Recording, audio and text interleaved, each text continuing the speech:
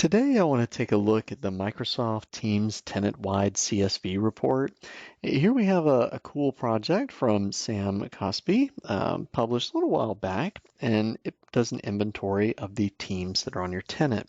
And it comes back with a few different columns: the name of the team, GUID, creation date, owners, access type, user count, the SharePoint site that supports the team, and any guest, which really this can be helpful from a security perspective.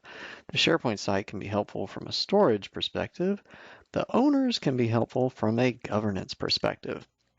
So we have a lot of different metadata attributes available. The Teams Admin Center web base has gotten better over the years.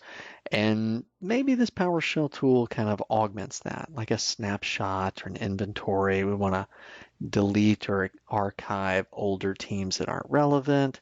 We want to review any guest access for training and compliance, those kind of things.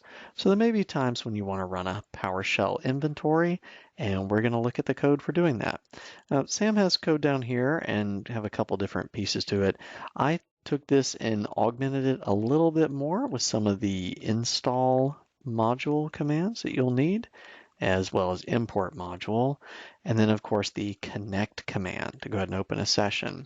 Also added a transcript down at the top and bottom, so we end up with a log file for the execution, and put this up on GitHub. There's a link just below the video.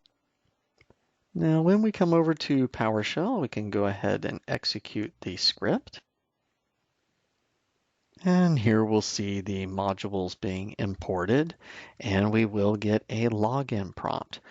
For this, you want to use a high privileged account, probably a global admin. And we'll go ahead and do our login process. And then there's two connect commands. There's a connect for Exchange and a connect for Teams. You need both of them to make the whole thing work. So it's going to ask you to log in twice. No surprises there. Here's our second login prompt. This one will be for the MS Teams connection. And with both of those connections in place, we can go ahead and loop through and do our inventory.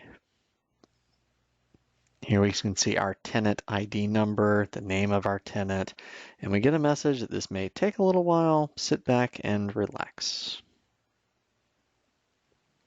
And after just a moment of execution, we see our output file lands in ctemp here as a CSV named Teams Data V2. If we go ahead and open that spreadsheet, what we're going to notice are a handful of different columns. In this particular tenant, I only have the one team called External Test. It has a creation date, it's got a GUID, it has an owner, and it has no external guest currently granted. But you can imagine what this report would look like in a more active tenant. There could be hundreds of different teams. You could filter them by their creation date for scenarios like archive.